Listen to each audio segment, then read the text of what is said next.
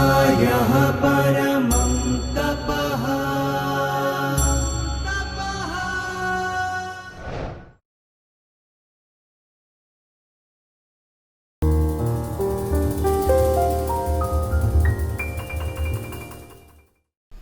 नमो नमः। भाषाप्रवेशपुस्तकस्य 37तमे पाठे अहं भाविन् पाठकः भवतां सर्वेषां हार्दं स्वागतं करोमि। अद्य वयं चतुर्थी विभक्तिं पठिष्यामः। अत्र एकं वाक्यम् अस्ति, ध्यानेन पश्यतु। रामः पवनपुत्राय मुद्रिकां ददाति। पवनपुत्रः हनुमान्, पवनपुत्रः पवनपुत्राय। रामः कस्मै मुद्रिकां ददाति? रामः पवनपुत्राय मुद्रिकां ददाति। कर्णः ब्राह्मणाय कवचं ददाति। ब्राह्मणः ब्राह्मणाय। कर्णः कस्मै कवचं ददाति? कर्णः ब्राह्मणाय कवचं ददाति। इदानीम् अन्य उदाहरणानि पश्यामः। रमेशः गोपालः मधुरं ददाति।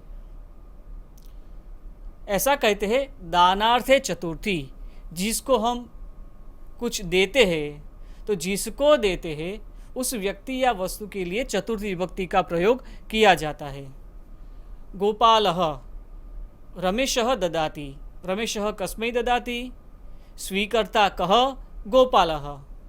अतः रमेशः गोपालाय मधुरं ददाति। तथैव रमेशः शिक्षकाय सुधाखण्डं ददाति। अहम और ददामि का भी प्रयोग करें। अहम वैद्याय धनं ददामि। अहम सुरेशाय आभरणं ददामि। अहम सुनीलाय कन्दुकं ददामि। रमेशः प्रशान्ताय उपनेत्रं ददाति। इस कोष्ठक का ही उपयोग करके अलग अलग मौलिक वाक्य बनाने का प्रयत्न करें। यथा रमेशः गोपालाय धनं ददाति। अहम वैद्याय उपनेत्रं ददामि। तथा इदानीम् अन्यत् अभ्यासं कुर्मः। आञ्जनेयः सीतायै अङ्गुलीयकं ददाति। आञ्जनेयः कस्यै अङ्गुलीयकं ददाति? सीतायै। सीता सीतायै। हनुमान सीताजी को मुद्रिका देते हैं। तथैव पिता पुत्र्यै उपायनं ददाति। कस्यै उपायनं ददाति? पुत्र्यै। इसी तरह मौलिक वाक्य बनाकर हम चतुर्थी विभक्ति का अभ्यास करें। रमेशः सीतायै मधुरं ददाति। अहम वैद्यायै धनं ददामि। रमेशः नर्तक्यै आभरणं ददाति। इस तरह हम चतुर्थी विभक्ति का प्रयोग करें।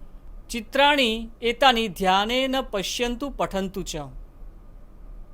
ग्राहकः आपणिकः। ग्राहकः आपणिकाय धनं ददाति। छात्रा शिक्षिकायै पुष्पं ददाति। पत्रवाहकः गृहिण्यै पत्रं ददाति। तथैव एतानि वाक्यानि अपि उच्चैः पठन्तु जानन्तु च। धनिकः मित्राय उपायनं ददाति। माता पुत्राय पायसं ददाति। नेता कृषकाय क्षेत्रं ददाति। इस तरह अन्य वाक्यों का भी अभ्यास करें और समझने का प्रयत्न करें।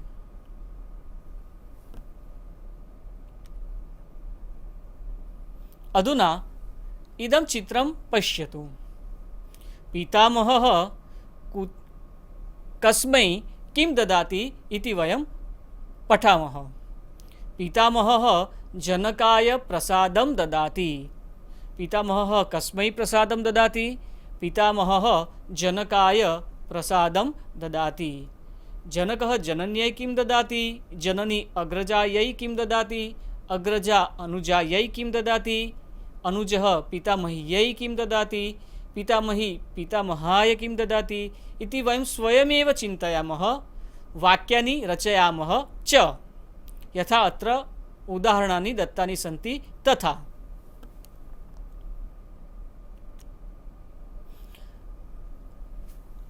वयं चतुर्थीविभक्तेः एकवचनस्य अभ्यासं कृतवन्तः। अधुना द्विवचनस्य बहुवचनस्य च अभ्यासं करिष्यामः। अकारान्त पुल्लिङ्ग देवशब्दः। देवाय, देवाभ्यां, देवेभ्यः। मित्राणि, एवमेव अत्र दत्तानां शब्दानामपि वयम् अभ्यासं कुर्मः। यथा हस्तः, हस्तस्य किं भविष्यति? उत्तमं। हस्ताय, हस्ताभ्यां, हस्तेभ्यः। तथैव स्यूतशब्दस्य कृते समीचीनं। स्यूताय, स्यूताभ्यां, स्यूतेभ्यः। इसी तरह कोश में से अकारांत पुल्लिंग शब्दों को लेकर चतुर्थी विभक्ति का अभ्यास करें।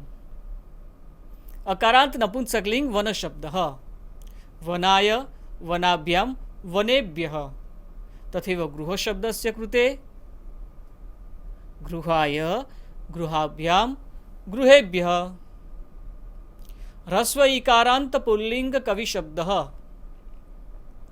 कवये, कविभ्यां, कविभ्यः। अग्नये, अग्निभ्यां, अग्निभ्यः। तथैव ह्रस्व उकारांत पुल्लिंग गुरु शब्दः। गुरवे, गुरुभ्यां, गुरुभ्यः। गुरुर्ब्रह्मा गुरुर्विष्णु गुरुर्देवो महेश्वरः गुरु साक्षात् परब्रह्म तस्मै श्री गुरवे नमः। कभी कभी गुरुवे ऐसा भी सुनने में आया है, कभी कभी गुरुदेव ऐसा भी सुनने आया है। तब हम यहाँ पर ध्यान रखेंगे। प्रचलित श्लोक है तस्मै श्री गुरवे नमः। गुरुवे नहीं, गुरुदेव नहीं, गुरवे नमः। तथैव वटु शब्दस्य अभ्यासं कुर्वन्तु। वटवे, वटुभ्यां, वटुभ्यः। उत्तमम्। अधुना ऋकारान्त पुल्लिंग नेतृ शब्दस्य अभ्यासं कुर्मः। नेत्रे, नेतृभ्यां, नेतृभ्यः। वक्तृ शब्दस्य कृते वक्त्रे, वक्तृभ्यां, वक्तृभ्यः। तथैव उकारान्त नपुंसकलिंग वस्तु शब्दः। वस्तुने, वस्तुभ्यां, वस्तुभ्यः। अधुना वयं स्त्रीलिंगरूपाणां चर्चां कुर्मः। आकारान्त स्त्रीलिंग माला शब्दः। मालायै, मालाभ्यां, मालाभ्यः। तथैव लता शब्दस्य कृते चतुर्थी विभक्तेः रूपाणि कथं भविष्यन्ति? स्वयमेव प्रयत्नं कुर्वन्तु मित्राणि। उत्तमं। लतायै, लताभ्यां, लताभ्यः। तथैव अन्येषां शब्दानाम् अपि वयं प्रयोगं कुर्मः। ह्रस्व इकारांत स्त्रीलिंग मति शब्दः। जैसे अन्य विभक्ति में वैकल्पिक रूप मिलते हैं, वैसे चतुर्थी विभक्ति में भी मति शब्द के अर्थात ह्रस्व इकारांत स्त्रीलिंग शब्द में वैकल्पिक रूप मिलते हैं। यथा मत्यै अथवा मतये। मतिभ्यां, मतिभ्यः। दीर्घ इकारांत स्त्रीलिंग देवी शब्दः। देव्यै, देवीभ्यां, देवीभ्यः। ऋकारांत स्त्रीलिंग मातृ शब्दः। मात्रे, मातृभ्यां, मातृभ्यः। ह्रस्व उकारांत स्त्रीलिंग धेनु शब्दः। वैकल्पिक रूप यहाँ पर भी होते हैं। ध्यान से देखिए। धेन्वै धेनवे, धेनुभ्याम धेनुभ्यः। दीर्घ इकारांत स्त्रीलिंग वधू शब्द वध्वै वधुभ्याम वधुभ्यः। अधुना एकम् अभ्यासं कुर्मः। अत्र कोष्ठके विद्यमानानां शब्दानां साहाय्येन वाक्यानि रचयन्तु। मित्राणि, उदाहरणं पश्यन्तु। स्वामी सेवकेभ्यः वेतनं ददाति। अत्र मध्यस्तम्भे पश्यन्तु। सेवकाः, भिक्षुकाः, सैनिकाः, छात्राः, ग्राहकाः। एतानि सर्वाणि बहुवचनस्य रूपाणि सन्ति। तर्हि वयं चतुर्थी विभक्तेः बहुवचनस्य रूपाणां प्रयोगं करिष्यामः। यथा गृहिणी भिक्षुकेभ्यः अन्नं ददाति, अधिकारी सैनिकेभ्यः पुरस्कारं ददाति। एवमेव अन्यवाक्यानां रचनां कुर्मः, अभ्यासं च कुर्मः।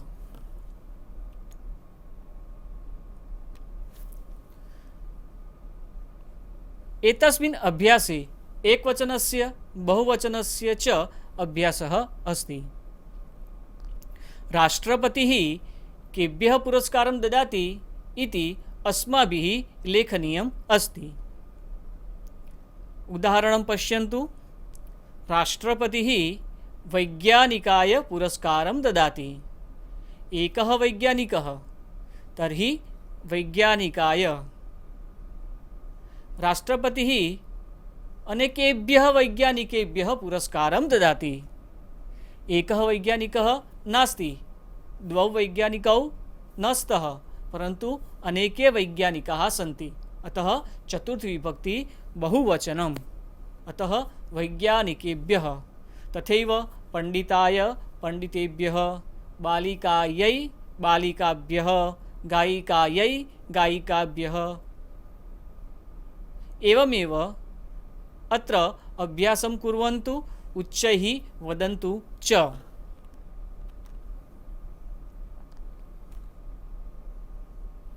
एतस्मिन् अभ्यासे वयम् एतानि वाक्यानि उच्चैः पठिष्यामः।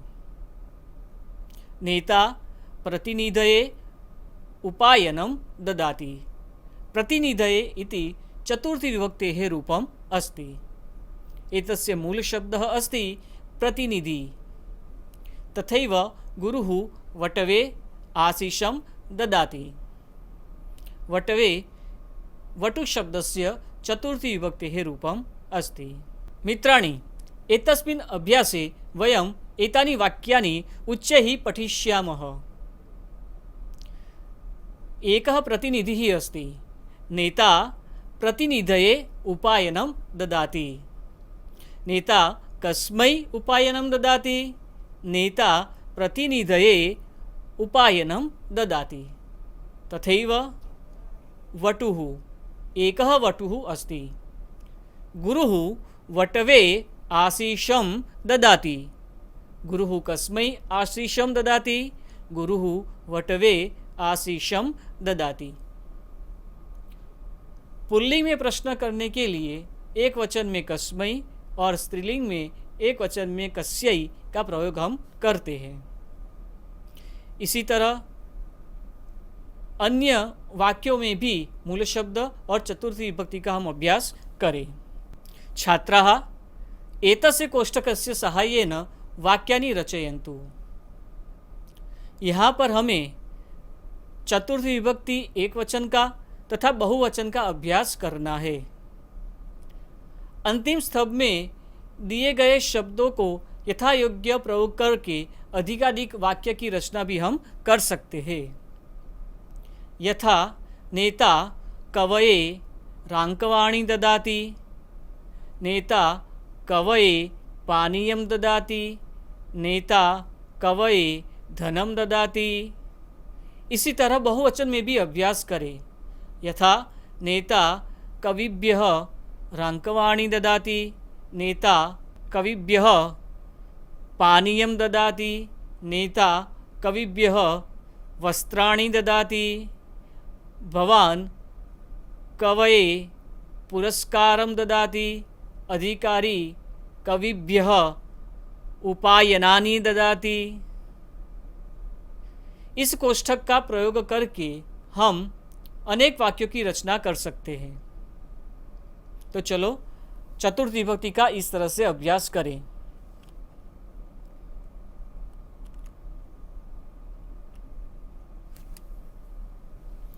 अधुना वयं चतुर्थी विभक्तेः सर्वनाम पदानां रूपाणि पश्यामः।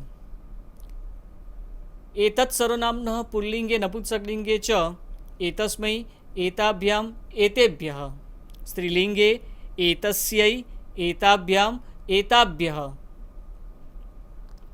तत् सर्वनाम्नः पुल्लिङ्गे नपुंसकलिङ्गे तस्मै ताभ्यां तेभ्यः, स्त्रीलिङ्गे तस्यै ताभ्यां ताभ्यः। किं सर्वनाम्नः पुल्लिङ्गे नपुंसकलिङ्गे च कस्मै काभ्यां केभ्यः, स्त्रीलिङ्गे कस्यै काभ्यां काभ्यः। भवत् इत्यस्य पुल्लिङ्गे भवते भवद्भ्यां भवद्भ्यः, स्त्रीलिङ्गे भवत्यै भवतीभ्यां भवतीभ्यः। सर्व इत्यस्य पुल्लिङ्गे नपुंसकलिङ्गे च सर्वस्मै सर्वाभ्यां सर्वेभ्यः, स्त्रीलिङ्गे सर्वस्यै सर्वाभ्यां सर्वाभ्यः। अस्मत् सर्वनाम्नः मह्यं मे आवाभ्यां नौ अस्मभ्यं नः। युष्मत् सर्वनाम्नः तुभ्यं ते युवाभ्यां वां युष्मभ्यं वः। इदानीं वयं चतुर्थी विभक्तेः विशेषप्रयोगं पठिष्यामः। तादर्थ्य चतुर्थी, इसको हम उदाहरण से समझेंगे। कृपया ध्यानेन शृण्वन्तु। सेवकः चित्रकाराय फलकम् आनयति। सेवकः किम् आनयति? सेवकः फलकम् आनयति। सेवक फलक लाता है। किसके लिए लाता है? कस्य कृते आनयति? चित्रकार के लिए लाता है। अतः सेवकः चित्रकाराय फलकम् आनयति। क्रिया हम किसके लिए कर रहे हैं? चित्रकार के लिए। तो चित्रकार में चतुर्थी विभक्ति आएगी।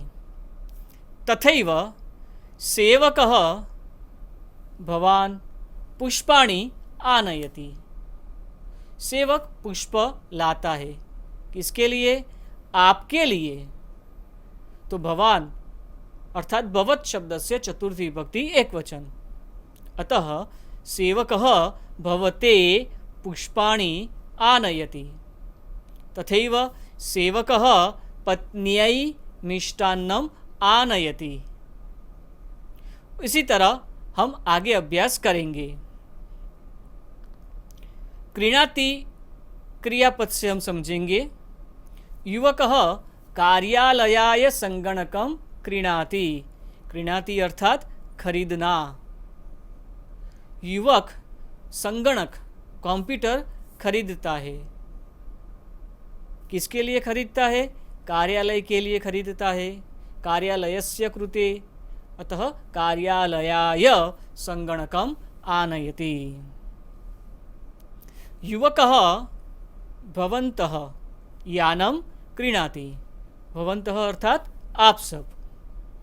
युवकः भवद्भ्यः यानं क्रीणाति। युवक आप सब के लिए यान खरीदता है। तथैव युवकः एतस्मै स्यूतं क्रीणाति। युवकः तस्यै घटीं क्रीणाति।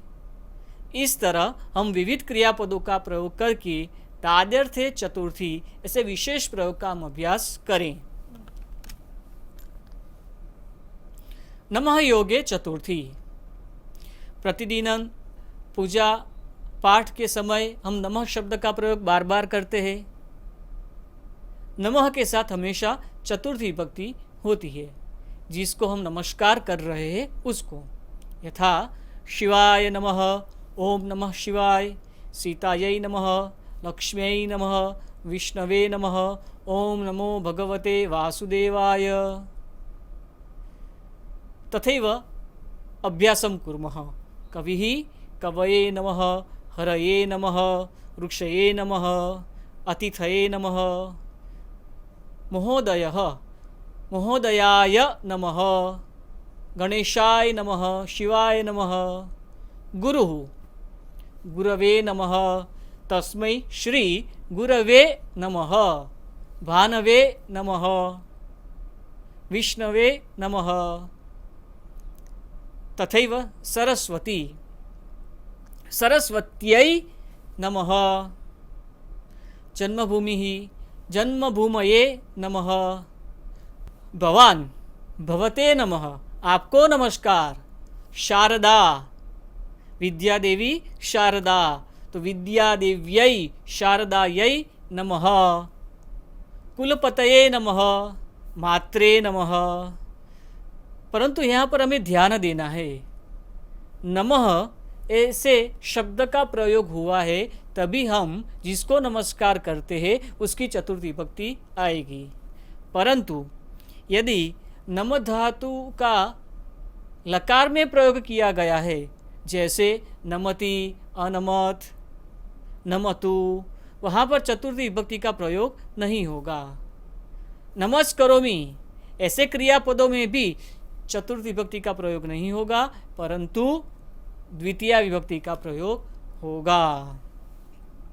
यथा कवये नमः, बालकः कविं नमस्करोति। गुरवे नमः, छात्रः गुरुं नमस्करोति, छात्रः गुरुं नमति। यहाँ पर हमने द्वितीय विभक्ति का प्रयोग किया, परंतु जहाँ पर नमः ऐसे शब्द का प्रयोग किया गया है वहाँ पर ही हम चतुर्थी विभक्ति का प्रयोग करेंगे। रोचते, इसका प्रयोग हम बार बार करते हैं, मुझे ये पसंद है, मुझे ये पसंद नहीं है। तरी रुच धातु का प्रयोग भी विशेष प्रयोग है। बालकाय मधुरम रोचते, गीतायै नाटकम रोचते, मनोजाय उपन्यासः रोचते। आप सबको क्या पसंद है? चिंतयन्तु वदन्तु च। भवद्भ्यः किं रोचते? उत्तमं प्रयत्नं कुर्वन्तु। परंतु अत्र ध्यानं दातव्यम् अस्ति। क्या ध्यान रखना है? यत् रोचते तस्य तु प्रथमा विभक्तिः एव। यथा बालकाय मधुरम रोचते, मीठा बालक को पसंद है। क्या पसंद है? मीठा। तो जो मधुरम है, मीठा है, उसकी प्रथमा विभक्ति आएगी। जिसको पसंद है उसकी चतुर्थी विभक्ति आएगी। यथा गीतायै नाटकम रोचते, नाटक किसको पसंद है? गीता को, तो गीता की चतुर्थी विभक्ति। गीता को क्या पसंद है? नाटक, तो नाटक की प्रथमा विभक्ति ही एव। अतः अत्र ध्यानं स्थापयन्तु। इस अभ्यास में आप देख सकते हो, कोष्ठक के शब्दों का प्रयोग करके हम मौलिक वाक्यों की रचना करें। यथा बालकाय मधुरम रोचते, साथ साथ में आपको जो पसंद है वो भी आपको सोचते रहना है। गजाय इक्षुदंडः रोचते, भगिन्यै चित्रम रोचते, अंबिकायै संगीतम रोचते, संगीतम कस्यै रोचते, संगीतम अंबिकायै रोचते। कार्यकर्त्रे कार्यम रोचते, कार्यम कस्मै रोचते, कार्यम कार्यकर्त्रे रोचते। शिशवे क्रीडा रोचते, मह्यम शास्त्रम रोचते, मह्यम संस्कृतम रोचते। अस्मभ्यम संस्कृतम रोचते। इस प्रकार जिसको जो पसंद है वह सोचकर हम अधिक से अधिक वाक्य बनाए। किमर्थम, क्यों, कारण क्या, कारणं किम, तदर्थे अपि चतुर्थी विभक्तेः प्रयोगः भवति। यथा सैनिकाः किमर्थम् उद्योगं कुर्वन्ति, सैनिकाः देशरक्षणाय उद्योगं कुर्वन्ति। सैनिकानां देशरक्षणस्य कार्यमस्ति। सैनिकानाम् उद्योगस्य कारणं किं, देशरक्षणम्, अर्थात सैनिकाः देशरक्षणाय उद्योगं कुर्वन्ति। इसी तरह कोष्ठक में दिए गए पदों का उपयोग करके वाक्य बनाइए। छात्राः किमर्थं विद्यालयं गच्छन्ति, कारणं किं, किमर्थम्, अध्ययनं, तर्हि छात्राः अध्ययनाय विद्यालयं गच्छन्ति। जनाः जीवनाय भोजनं कुर्वन्ति, बालाः क्रीडनाय क्रीडांगणं गच्छन्ति। इसी तरह अन्य वाक्यों का भी अभ्यास करें। एतस्मिन् अभ्यासे कः किमर्थं जीवनं कृतवान् इति अस्माभिः लेखनीयम् अस्ति। यथा रामः सनातनधर्मप्रचाराय जीवनं कृतवान्, विवेकानन्दः दिनसेवायै जीवनं कृतवान्, कुम्भकर्णः निद्रायै जीवनं कृतवान्, आञ्जनेयः पवनपुत्रः रामकार्याय जीवनं कृतवान्। भवान् किमर्थं जीवनं करिष्यन्ति, भवान् किमर्थं जीवनं करिष्यति, चिन्तयतु। एवमेव अन्येषाम् उदाहरणाम् अभ्यासं कुर्मः। भवान् किमर्थं जीवनं करिष्यति इति चिन्तयतु। यथा अहं संस्कृतप्रचाराय जीवनं करिष्यामि, अहं धर्मप्रचाराय जीवनं करिष्यामि, अहं संस्कृतसेवायै जीवनं करिष्यामि, अहं सत्कार्याय जीवनं करिष्यामि। एवमेव अन्य उदाहरणानि चिन्तयामः, चतुर्थी विभक्तेः अभ्यासं कुर्मः। धन्यवादः, शुभकामनाः।